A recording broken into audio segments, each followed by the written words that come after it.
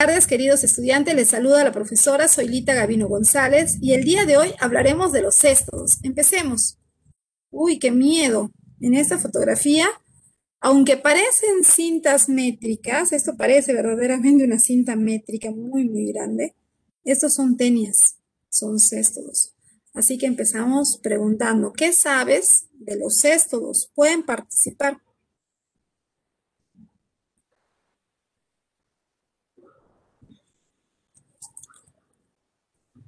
Bueno, vamos a ver cuáles son las generalidades respecto a los cestos. Aquí podemos ver la imagen de un cesto.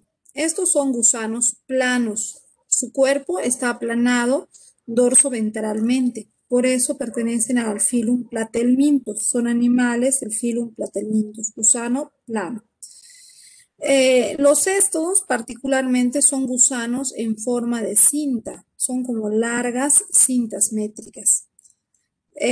Y estos gusanos tienen su cuerpo dividido en segmentos llamados proglótidos o proglótides.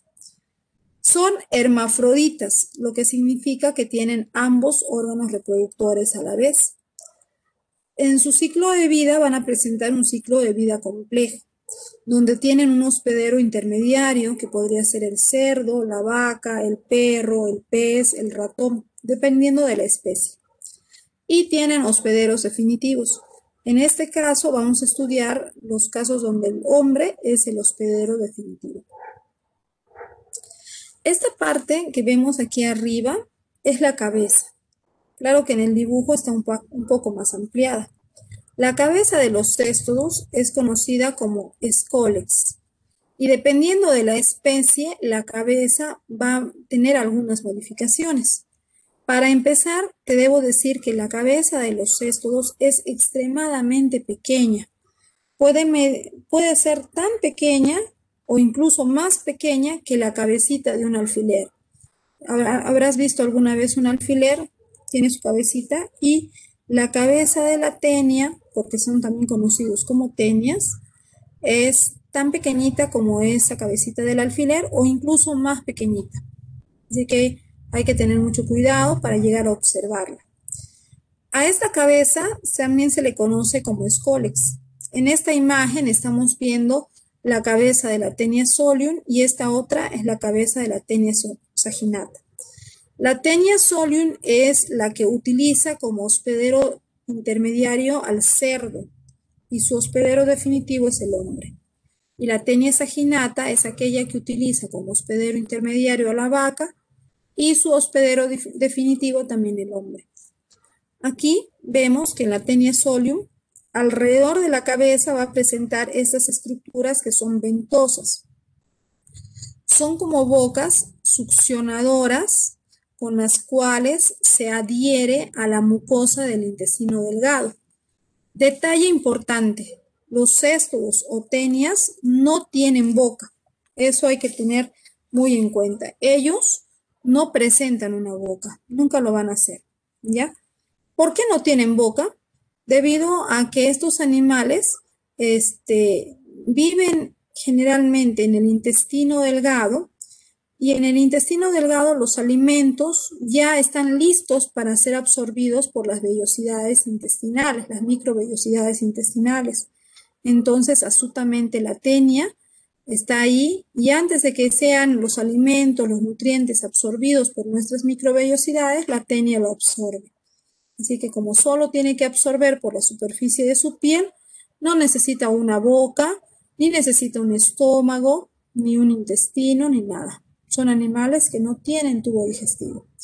Lo único que necesitan son estas ventosas, que vemos aquí también, 4 ventosas en la tenia saginata, para adherirse. Pueden presentar esto, como vemos en la tenia solium, en la parte superior de su cabeza tiene unos ganchos. Esta corona de ganchos recibe el nombre de rostelo. Sirve para fijarse mejor al intestino. Es como un ancla con la cual introduce su corona de ganchos al intestino, a la mucosa intestinal, y por más de que la persona de repente se toma un purgante, la tenia pues queda bien adherida y no sale, no sale fácilmente.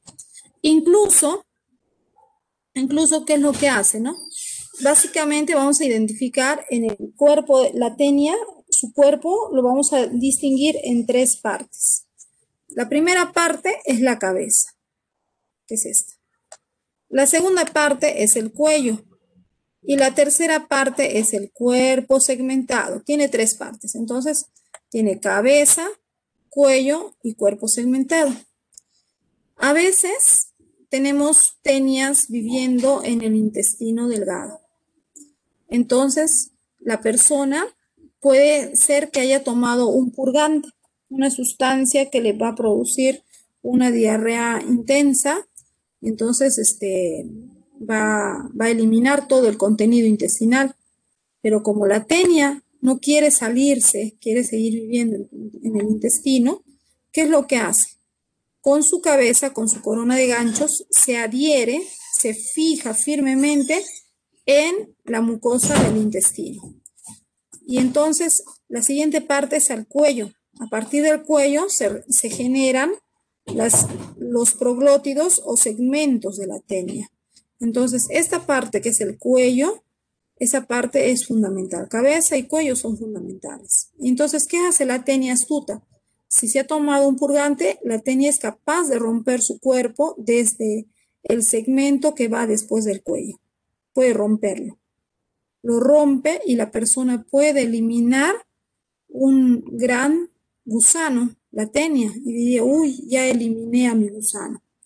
Pero eso es solamente una falsa expectativa, porque mientras haya quedado la cabeza y el cuello, lógicamente, de este cuello se va a regenerar, ¿no? Porque tiene la capacidad de regenerar los proglótidos o segmentos. Y aquí salen los segmentos y va a crecer nuevamente el gusano. Entonces es un poco complicado eliminar la tenia simplemente con el uso de algún purgante. ¿Ya? Eso hay que tener en cuenta. ¿Qué más tenemos? Esto que estoy señalando aquí, este rectangulito o cuadradito que estoy marcando, este es un segmento del cuerpo de la tenia. Este segmento del cuerpo de la tenia se llama proglótido. Y en el cuerpo de la tenia vamos a encontrar tres tipos de proglótidos. Los primeros proglótidos, los que están cerca al cuello, se llaman proglótidos inmaduros. Su tamaño es bastante pequeño. Luego, los que están en la parte del medio, que en ese dibujo se llaman proglótidos maduros, porque ya han aumentado de tamaño y ya se ha diferenciado los órganos reproductores, que son testículos y ovarios. Y finalmente están estos últimos, que son proglótidos más grandes, que se llaman proglótidos grávidos. Se llaman grávidos porque aquí el órgano, mira, ve, aquí está el proglótido, esto es un proglótido grávido. En los proglótidos grávidos, el útero, mira que esto es el útero, estos son los testículos, los ovarios. Entonces, mira, ve, aquí ya se ha dado la autofecundación. Y en esta autofecundación se forman los huevos. Entonces, grávido se llama cuando ya está lleno de huevos. Cuando la tenia ya tiene todos sus proglótidos grávidos, que son los que están más al final, una tenia adulta con proglótidos grávidos, diariamente, si la persona va al baño diariamente, junto con sus heces suele liberar unos 17 proglótidos grávidos. Cada proglótido suele contener unos 150.000 huevos de tenia. Ya 150.000, multiplícalo por 17, es una inmensa cantidad de huevos de tenia que se liberan a diario. Muy, muy infectiva, ¿no? Vamos a ver otras características más. Les decía que estos gusanos no tienen un aparato digestivo. ¿Por qué no tienen un aparato digestivo? No solo no tienen aparato digestivo, no tienen aparato circulatorio, tampoco tienen aparato respiratorio, ni tampoco tienen aparato excretor. Son asistémicos, se les denomina de esa manera. Entonces, ¿cómo hacen para alimentarse, respirar, transportar sus nutrientes? ¿Cómo hacen? Bueno, pues ellos utilizan el mecanismo de difusión simple, un proceso de transporte de membrana, ¿no? Y a través de la difusión absorben los nutrientes por toda la superficie de su piel, que es una piel extremadamente delgada, ¿no? Son gusanos planos, que su cuerpo es tan delgado como si fuera un plastiquito. Casi, prácticamente se ven transparentes, casi transparentes son estos, translúcidos. Uno lo necesitas bastante un buen tamaño de gusano y cuando está encimado se nota claramente, ¿no? Pero si no, es un tanto translúcido su cuerpo. Se alimentan, como ya les dije, a través de la absorción de su piel. En la cabeza o el escólex presentan ventosas. En esta imagen podemos observar las ventosas, ¿no? Que, como ya les he dicho, sirven como órganos de fijación para, se van a fijar en la mucosa del intestino. Y para quedar bien adheridas, cuando hay la necesidad, van a utilizar estos ganchos que presentan en la cabeza, que es como una corona de ganchos llamada rostelo. Entonces, esto lo hacen para no salir del cuerpo de la persona. Vamos a encontrar que hay varios tipos de céstodos. Aquí, como lo mencionaron, existen unos 4.000 especies, pero estas 5 que vamos a ver son aquellas que tienen que ver con el ser humano y enfermedades en seres humanos. Tenemos, por ejemplo, el Dipilobotrium latum. El tamaño que tiene es de 1000 centímetros, o sea, 1 metro. Puede llegar a medir hasta 1 metro. Este tiene como hospedero definitivo al hombre. Pero ¿cómo es que nosotros nos contagiamos de ese gusano? Porque consumimos la carne de peces que estén contaminados. Generalmente, felizmente, esto no sucede en Perú. Este es un gusano más propio de Asia, ¿ya? Entonces, por esa parte, un poco de tranquilidad. Es un gusano intestinal, vive en el intestino delgado y, bueno, en medio de contagio, el pez. Luego tenemos a la Taenia saginata. Puede medir de 6 metros a más. El hospedero definitivo, el hombre, y el hospedero intermediario, la vaca. Es un gusano que vive en el intestino delgado, es intestinal. Luego tenemos a la Taenia solium, mejor conocida como la solitaria, puede medir de 3 a 10 metros de largo. El hospedero definitivo es el hombre, nosotros también, y el hospedero intermediario es el cerdo, ¿no? Y bueno, particularmente en nuestra región Huánuco, este es el parásito del grupo de céstodos que más nos afecta a nosotros. Tenemos una cultura de mucho consumo de cerdo, ¿no? Y a veces no hay cuidado de la calidad de la carne, de los hábitos de higiene. Ahora, pueden haber, ¿cuál es el principal problema de infección en el humano? Uno, que el gusano vive en el intestino y nos dé una parasitosis intestinal. Y otro es que las larvas nos causen una cisticercosis, que lo vamos a ver más adelante. Puede atacar al intestino delgado, al sistema nervioso, al ojo. Otro céstodo importante es Hymenoplepsis. Este es bastante pequeño, de 5 a 10 centímetros. Su hospedero definitivo pueden ser roedores como el hombre, en este caso los ratones. Y sus hospederos intermediarios pueden ser insectos, roedores y hombre. Vive en el intestino delgado. Y el siguiente se llama Echinococcus granulosus. Aquí el hospedero definitivo es el perro. Pero ¿qué pasa con nosotros los humanos? ¿De qué manera nos afecta? El problema es que si tenemos un perro que pueda tener este tipo de tenia, el perro nos puede contagiar los huevos y podemos desarrollar las larvas en nuestro cuerpo que pueden atacar el hígado y el pulmón, causándonos las hidatidosis, que es también uno de los parásitos y de las afecciones parasitarias más importantes que tenemos en Perú. Tenemos en Perú, pues somos muy cariñosos con los perros, muchas veces los perros de la calle que no están recibiendo un tratamiento médico, ¿no? Hay que darles un tratamiento médico, desparasitación, revisión, y ya sabemos que no es tan sencillo eliminar cuando se trata de tenias. Entonces, puede haber un contagio y es una condición importante de enfermedades en el Perú. Vamos a empezar hablando de la tenia solium y el mecanismo que tiene de fijación. Se sabe que en un lapso de 90,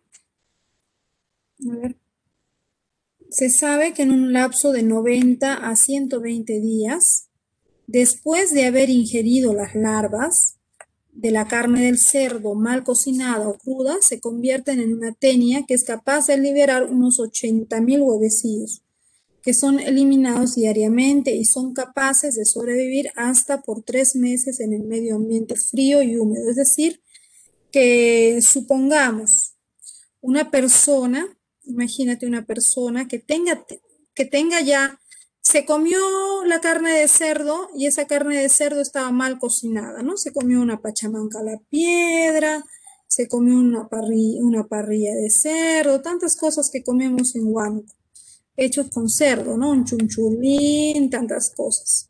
Entonces en esa carne había larvas de tenia, ¿ya? Te comiste y luego esas larvas se convierten en la tenia adulta, el gusano.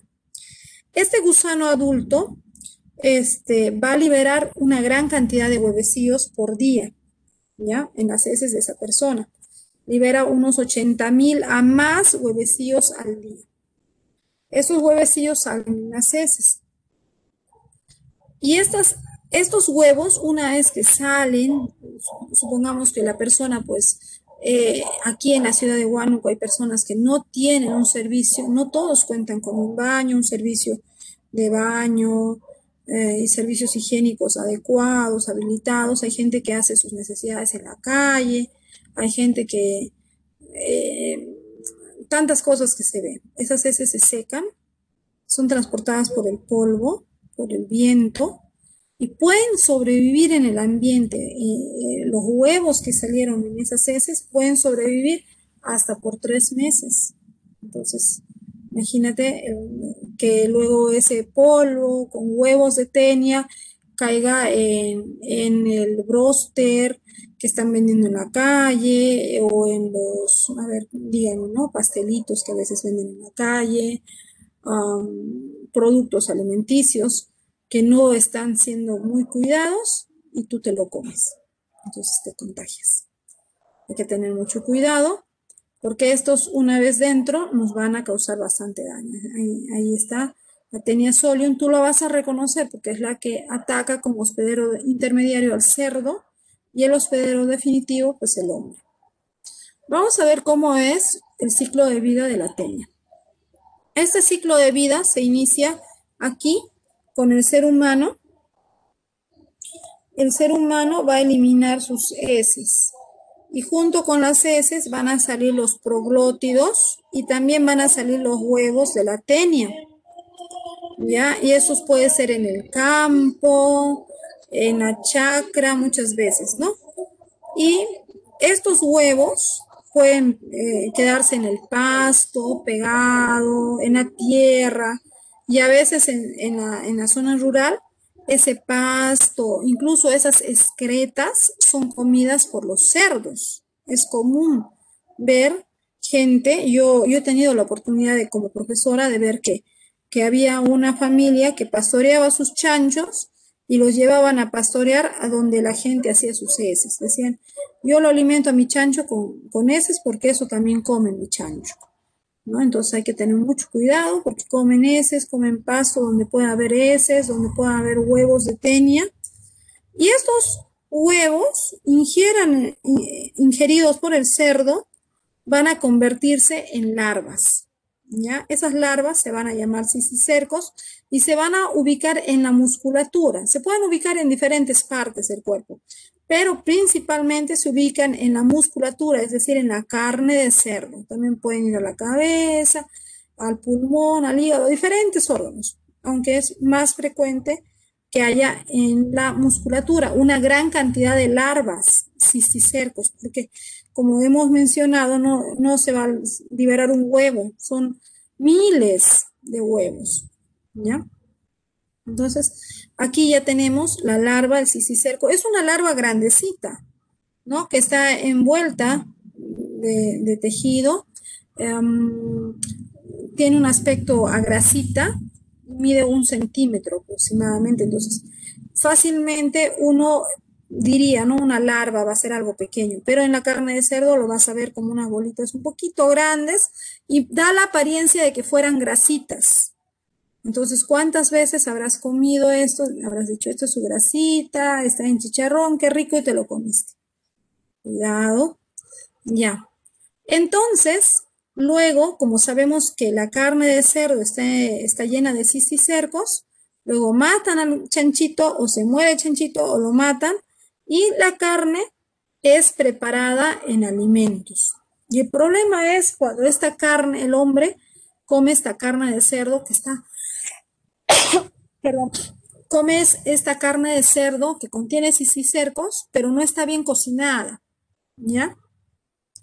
Entonces, ¿qué sucede? Estos cisticercos son bien fuertes porque están bien envueltos, bien protegidos están. Entonces, ¿qué sucede? Te los comes y los cisticercos van a llegar a tu intestino. Y en el intestino se salen de su capsulita en la que estaban envueltos y se empieza a desarrollar el gusano, que es la tenia adulta, que puede medir fácilmente de 3 metros hasta 10 metros de largo. Es bastante grande, muy, muy grande.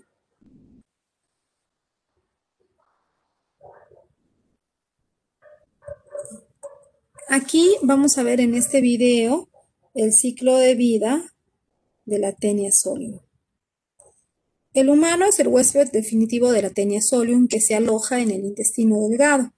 Ahí ahora vamos a ver, ahí está, mira, ve, se aloja en el intestino delgado y va a liberar sus huevos en sus proglótidos maduros. Ahí está el proglótido junto con las heces, el huevo de la tenia.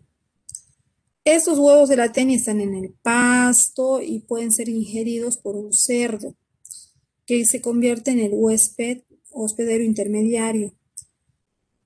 Entonces, por acción de los ácidos gástricos, enzimas, sales biliares, los embriones forman las larvas llamadas cisticercos. Y luego estas larvas cisticercos, que van a estar ubicadas en la musculatura del cerdo principalmente, van a estar en diferentes partes, incluyendo el cerebro. Ahí está, mira, ojos, corazón, tejido subcutáneo, lengua.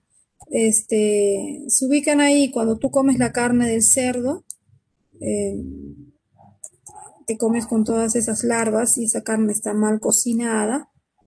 En tu intestino se va a convertir en el gusano adulto y se va a pegar a las paredes del intestino con la ventosa, el escólex, y al cabo de 3 o 4 meses después de haber consumido esta carne, vas a empezar a sentir los síntomas, ¿no? Que incluso puede haber una autoinfección y te puede causar la cisticercosis, que vamos a ver ahora. ¿Cuáles son las manifestaciones clínicas de la teniasis? En síntomas generales van a haber alteraciones del apetito. Por una parte puede haber astenia, como que no tienes ganas de comer, y luego adinamia, que te dan excesivo apetito. Es como que comes y sientes que no has comido nada y quieres comer más y más y más. Esto es lo que algunos llaman el típico flaquito que come y no engorda, o la típica flaquita que traga y no engorda, come y siempre está con hambre, ¿no? Siempre quiere comer más, más, más, más y siempre tiene esa sensación de vacío. Bueno, pues eso sucede porque la tenia es en realidad la que se está alimentando. Ya cuando su tenia está bastante grande, esa sensación va a tener, ¿no? Entonces, come un plato y al poco rato dice, uy, tengo hambre, quiero comer más.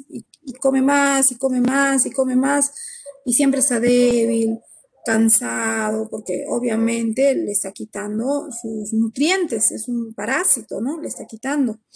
En síntomas digestivos puede haber epigastralgias, náuseas matinales, en la mañana se levanta un poco con náuseas, algunos mareos. De tiempo en tiempo puede tener diarrea, no es algo frecuente. Algunos además pueden presentar síntomas alérgicos. Es frecuente el prurito anal, como que le pica por el ano. Expulsión espontánea imprevista de proglótidos. Con sus peditos puede estar botando proglótidos, huevitos. Síntomas psicosomáticos. La persona está como muy irritable, con mucho cambio de carácter. De un momento a otro, te quiere, se enoja. Sensación de vergüenza. Claro, lógicamente va a empezar a adelgazar, ¿no? Entonces, y obviamente va a ocasionar otros problemas de salud, el tema de la anemia, problemas de aprendizaje, todo ello va a ser acompañado por esta teniasis. Tratamiento. Definitivamente no se recomienda tomar un purgante, no se debe tomar purgantes, porque igual no lo vas a eliminar. Se recomienda primero diagnosticarlo. Se puede diagnosticar obviamente por el coprocultivo, encontrando los huevos de la tenia, y se da un tratamiento de praziquantel, una dosis única de 10 miligramos por kilogramo de peso. Imagínate, 10 miligramos por cada kilo. ¿Cuánto pesarás? Pesarás 50 kilos, 60 kilos.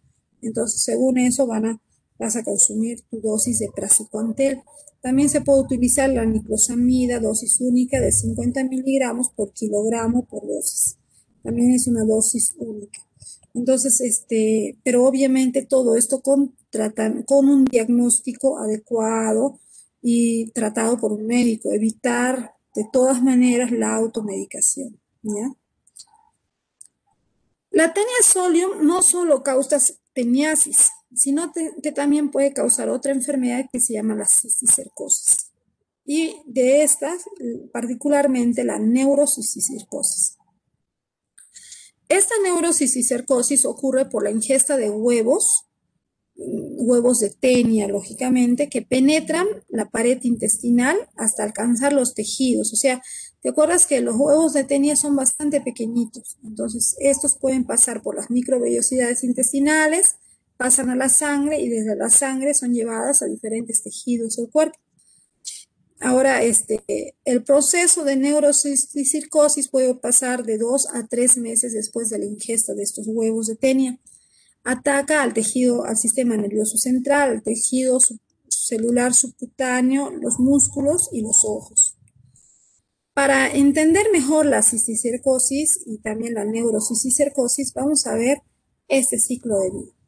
La cisticercosis se adquiere por la ingesta de los huevecillos de la tenia contenidos en verduras contaminadas, en agua contaminada, alimentos contaminados o también por la autoinfestación. Veamos su ciclo biológico. Todo empieza cuando el humano tiene viviendo en su intestino delgado a la tenia adulta. Luego, esta tenia adulta va a eliminar los huevos y los proglótidos juntos con las heces. Estos huevos de la tenia son ingeridos por el humano debido a una mala higiene. Por ejemplo, ¿no? Una persona, y esto se va a dar mucho en escolares, en instituciones educativas, de repente ya tienen su tenia viviendo en su intestino, comen mucha carne de cerdo, muchas veces mal cocinada, que ya tenía cisticercos, y ya tienen la tenia adulta viviendo en el intestino. Pero cada vez que eliminan sus heces, están liberando huevos de tenia. Van al baño y muchas veces no existe la cultura del lavado de manos. Y si lo hacen, no lo hacen de forma correcta. Se lavan, como quien dice, mojándose las manitos nada más, no se frotan, no usan jabón como debe ser. Y con esas manos que están contaminadas de huevos de tenia, comen en el recreo alguna galleta, alguna golosina, alguna fruta, algo que hayan traído de lonchera y están ingiriendo los huevos de la tenia. Y estos huevos de la tenia se convierten en larvas. O sea, los huevos de la tenia van al intestino delgado y como son tan pequeños, pasan las paredes del intestino delgado, pasan a la sangre y de la sangre se van a diferentes órganos, principalmente al cerebro. Y ahí, cuando ya llegan a los órganos, cerebro, ojo, pulmón, ahí se convierten en larvas. Y estas larvas se llaman cisticercos, ¿no? Ahí, por ejemplo, en esta tomografía podemos observar la presencia de una gran cantidad de larvas. Mira, ve, muchas larvas que son los cisticercos. Y lógicamente, pues van a ocasionar problemas de salud. Aquí en esta imagen estás viendo una operación, mira el cerebro, lo cortan y mira, están sacando la larva. Mírala, ahí está, no es tan pequeña, es una bolita. Ya, esa es una larva ya enquistada, ¿no? Eso es el cisticerco, que en este caso cuando está en el cerebro se le llama neurocisticerco. Aquí tenemos las fases de la neurocisticercosis. El quiste o neurocisticerco tiene varias fases: vesicular, coloidal, granulomatoso y calcificado. Ahí está. Mira, estos son los quistes. Aquí vemos el quiste vesicular. Se ven como bolitas, como un puntito blanco y un contorno oscuro en una tomografía. Esto es coloidal. Es cuando se ve que hay una acumulación de líquido alrededor del quiste. Ahora aquí estamos viendo la fase granulomatosa. Esto ya es una consolidación, se solidifica el quiste. Y luego de unos años puede pasar a la etapa de calcificado, donde se calcifica y se reduce el tamaño. Entonces, si solo fuera un quiste, de repente tendrías dolores de cabeza, síntomas. Aquí tenemos, ¿no?, la sintomatología. De 1.336 casos de autopsias, el 47% de estos no tuvieron síntomas nunca. Y el 53% tuvieron síntomas neurológicos, dolores de cabeza principalmente. Los síntomas van según la localización de los parásitos. La incubación puede ir de meses a años. Para la frecuencia de los síntomas, neurocisticercosis, tenemos epilepsia, que es tardía, o sea, la epilepsia ya es uno de los últimos síntomas, con enfermedad que puede ser activa o inactiva. Las cefaleas, el cuadro psicótico, momentos donde como que tienen una conducta entre agresivo, violento, y se calman, ¿no? Síndrome meningeo, meningitis aséptica, pueden afectarse los pares craneanos 2, 3, 4 y 8, síndrome medular y bueno, afasia hipotalámica. Entonces, son diversos los síntomas, no todos son sintomáticos, pero hay que tener cuidado, hay que evitar tener ese contagio de neurocisticercos, ¿no? Hay varios tipos de diagnóstico que se puede hacer a través de la biopsia, lesiones patognómicas, fondo de ojo, diagnósticos mayores, lesiones muy sugestivas por imagen, Western blot positivo, resolución de quistes con terapia antiparasitaria, diagnósticos menores, lesiones sugestivas por imagen, prueba de ELISA, de LCR, resolución espontánea, epidemiológicas, contacto doméstico. Si te dicen, ¿no?, crío chancho, crío animales, como esto, como lo otro, bueno, hay una posibilidad. Tratamiento, praziquantel de 30 a 50 miligramos por kilo por día, por 10 días. Imagínate qué cantidad de pastillas tendrías que tomar. Y se repite a los 2 meses. El albendazol 15 miligramos por kilogramo de peso por día.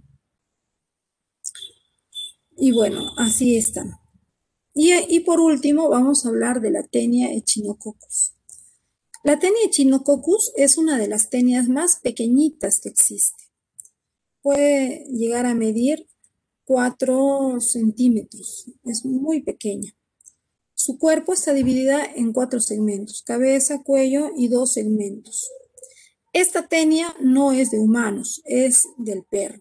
Es la famosa tenia del perro. Ataca al perro. Esta tenia tan pequeñita vive en el intestino delgado del perro. Pero, ¿por qué la estudiamos si es la que ataca al perro? Sucede que a veces, supongamos, tu perrito tiene esta tenia, mira, tiene rostelo, la corona de ganchos en su cabeza, ¿no? Están bien adheridas, bastante difícil de eliminar. Entonces, diariamente la tenia elimina huevos, no proglótidos, solamente elimina huevos. Entonces, cada vez que el perrito va a eliminar sus heces, junto con las heces, elimina huevos de la tenia echinococcus. Estos huevos quedarán pegados en el pelo del ano, pelo de la cola, y si de repente tú llegas de tu trabajo, de tus clases, a tu casa, te sientas en el sofá para comer mientras ves una película, ¿quién viene a acompañarte? Tu perrito. Y feliz de verte, empieza a mover la colita. Y al mover la colita, está esparciendo en el aire los cientos de miles de huevos que van a ir a caer a tu plato. Y tú te comes. Huevos de la tenia del perro. Esos huevos son tan pequeñitos que llegan al estómago, pasan al intestino y atraviesan las microvellosidades intestinales. Y cuando han atravesado esas microvellosidades intestinales, pasan a la sangre y desde la sangre se van a ubicar en diferentes tejidos de tu cuerpo. Pueden irse al hígado, al corazón, al pulmón, a cualquier parte. Y en esos órganos y tejidos van a formar unos quistes que tienen la forma de bolitas, así como estos. Estos quistes se llaman quistes hidatídicos. Entonces, nosotros estudiamos la tenia echinococcus porque esta tenia puede ocasionar en el humano la formación de quistes hidatídicos que pueden llegar a ser bastante grandes. Mira en estas imágenes, mira la mano del médico y mira el tamaño del quiste. Es enorme. En el Perú se ha encontrado, hace unos años salió un reportaje, una noticia, de que era un joven que tenía un grave problema cardíaco. Lo llevaron de emergencia y cuando lo examinan encuentran que tenía un quiste hidatídico, que tenía 1 kilogramo de peso alojado en su corazón. Los médicos lo operaron y fue una proeza médica porque le sacaron el quiste y logró vivir. Salió en las noticias a nivel internacional. Y dijeron ahí que Perú era uno de los países con mayor número de personas con quistes hidatídicos. Esto no solamente lo van a tener los perros, sino que también otros animales mamíferos. Como mira esta rata, ¿no? Se ven como globitos. Estos son los quistes. Así, estos son. Entonces, hay que tener mucho cuidado. Siempre se habla de esas campañas de que hay que rescatar a los perritos de la calle y todo eso. Está bien, podemos hacerlo, sí, pero no queda solo en alimentar al perrito. Hay que desparasitar al perrito y asegurarnos de que realmente no tenga parásitos. Porque si tú vas a tener niños pequeños en casa, o grandes, o adultos, o jóvenes, o ancianos, y estás criando perros que de repente los tienes desparasitados, pero salen a la calle a eliminar sus excretas, huelen, prueban las excretas de otros animales, de otros perros que pueden tener quistes, se contagian y te están trayendo la enfermedad. Así que hay que tener mucho cuidado con esto. Todo, es todo.